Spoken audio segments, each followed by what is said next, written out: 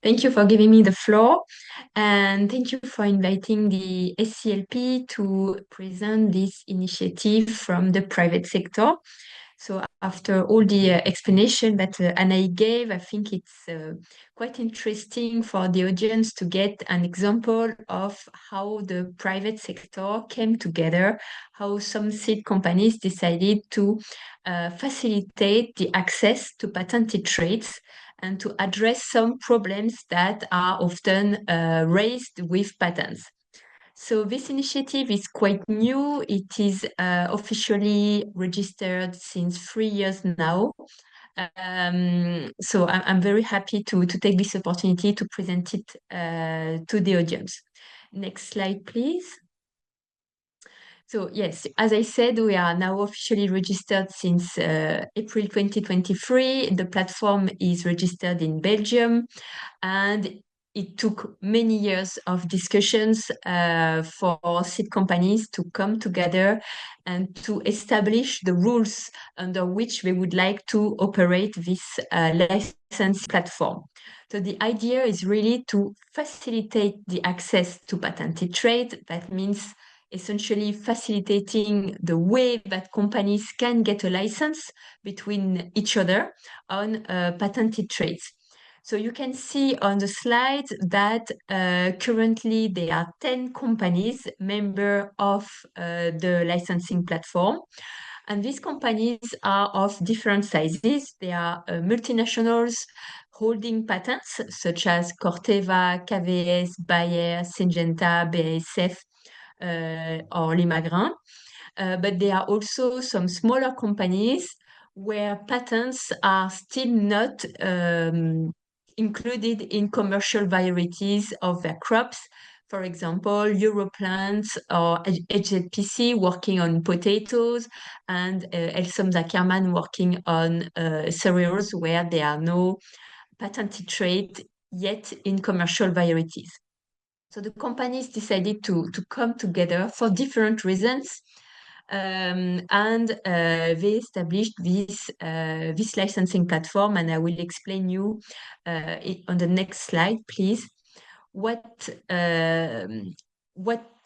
was the purpose of creating this license? What the seed companies had in mind when they wanted to establish some rules?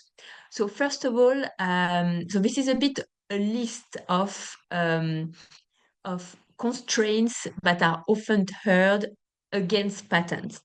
And seed companies try to address these constraints by building a licensing platform which could be fair for everyone. So first of all, it's about access to breeding material. We know that breeding a new variety requires access to the source material, and it's very important that the access remain as free as possible. And we know that patents in commercial varieties may hinder free access to breeding materials. So the motto of the licensing platform is a bit free access, but not for free. That's what motivated and what the seed companies try to keep in mind when building the rules. Then secondly, what we can fear is that patents can also create monopolies. They can create concentration, and that's not good for the breeding sector, where sharing germplasm is critical. It's better to try to avoid monopolies.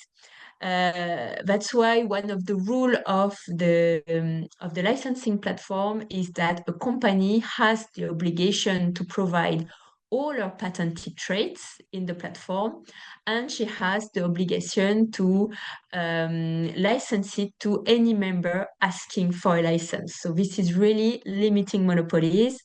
And in the discussion we had with the policymakers, especially at the EU level when negotiating LGT regulation, this rule of all patents in the licensing platform and obligation of licensing is really something that that made sense for policymakers, and that's why they were very enthusiastic to hear about the licensing platform, and they copied some principles, and we will keep working together with the EU policymakers. Third limit that we can find about patents is for small and medium companies. We acknowledge that it's probably easier for big companies, multinationals, that have a legal service in-house, to negotiate this kind of license.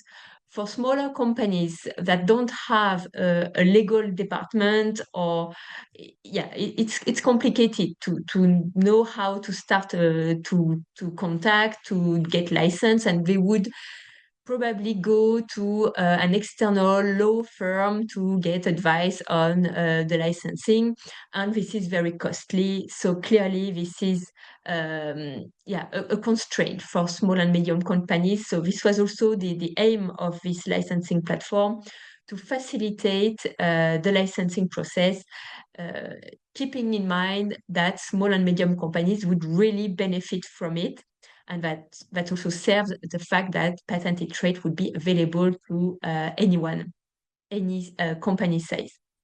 And last point, we talked about it, and I presented that transparency is also one major concern about patent, how to make sure that the variety a farmer is using or a breeder is using contains a patented trait or not. The seed sector, the private seed sector, has worked a lot on transparency. Since many years, they didn't wait for the ACLP. We have a database that Anaik mentioned, the PINTO database managed by Euroseeds, which is quite exhaustive, at least for the agricultural crops. It is exhaustive. And you can find there all the varieties where there is a patented trait. And this is the database that ACLP is using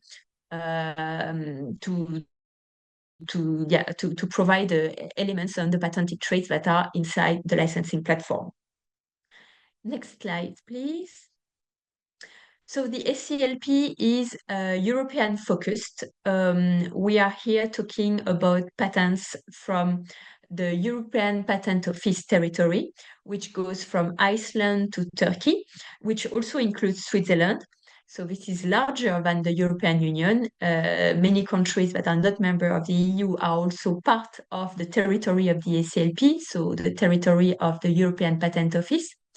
And we added Ukraine and Russia to this territory. And the board is, of course, discussing the extension of the territory. The idea would be to provide this platform to as many breeders as possible. Next slide, please. Thank you. So what kind of traits are on the platform? So as I said, it's an all-in approach. ACLP members have to provide all their patented traits. They cannot retain some patented trait for exclusive licensing. Exclusivity is not an option anymore. And they have to provide everything, and they have to also agree to license the patented trait to any member asking for it. So currently, we have 95% of all the patented traits on the market in Europe that are part of the licensing platform. You saw the names of the companies member of the ACLP, and they represent 95% of the patent holders. And they all agreed that being part of this licensing platform is important.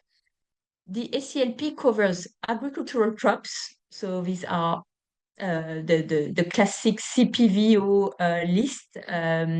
This includes maize, sugar beet, rye, potatoes, all the agricultural crops, ornamental crops, and fruit crops.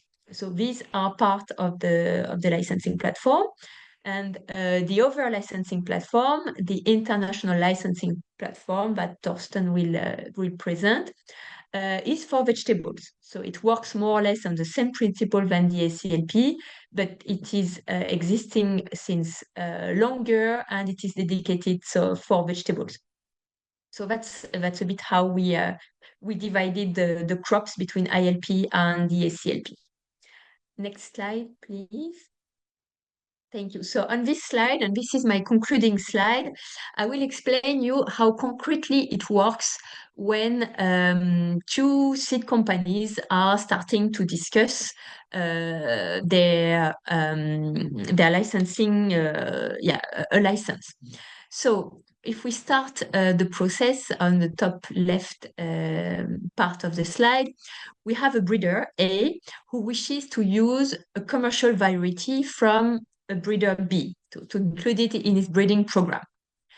The first step that this breeder will do is to check on PINTO if the variety contains patented trait and if it is available through the ACLP. So next slide, please.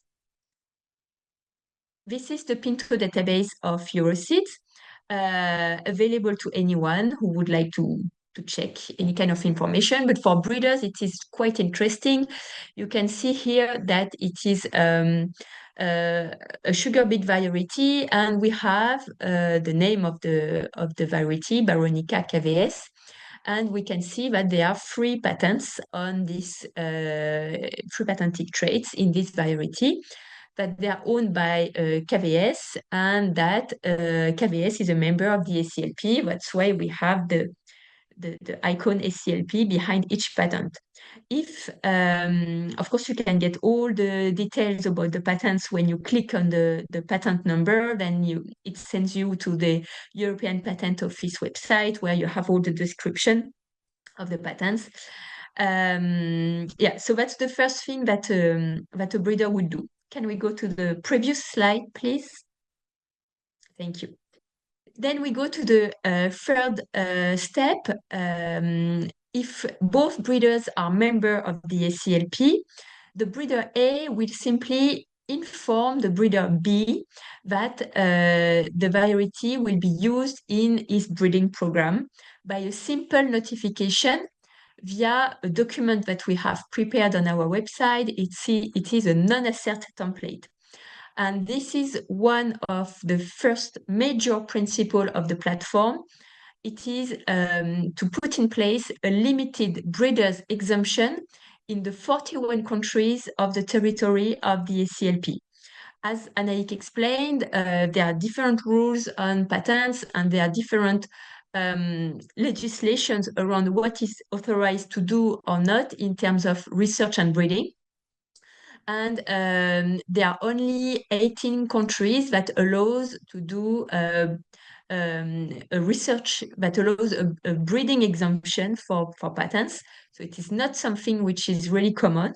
But within the ACLP, the members have decided to put in place this limited breeders exemption in the 41 countries of its territory. So that's already one big advantage of being part of the platform. You can do breeding without paying anything to the patent holder. Then the fourth step, if the patented trait remains in the new variety to be commercialized, of course, then the breeders need to negotiate a commercial license to get an authorization from the breeder B for the breeder A to commercialize a new variety with the patented trait. And these negotiations, so this is the next step, these negotiations that can be a bit complicated, especially for small and medium companies that are not used to negotiate a license. These negotiations within the ACLP are facilitated because we have a standard license agreement, which is a contract of license where all the conditions are already written, and members agreed to this license agreement. Of course, they can differ from it if they both agree that they would like to differ from it, but the idea is to use it because it's simple, everything is already written, and it is a mandatory licensing. So there is no way that a patent holder would refuse to provide a patent. So it's compulsory for both parties who would like to enter in a contract. It's compulsory to finish and to come to final terms for their licensing agreement. So the only element that needs to be negotiated on, so the negotiations are always taking place, confidentially and bilaterally. So I am the managing director of the ACLP, but I don't know of any negotiations that are taking place between companies. Everything is confidential and bilateral. Companies know, of course, who is a member of the platform. They have the contact details, so they know they can get into contact between each other. But I am not informed of any license, the number of license, the number of the royalty fee.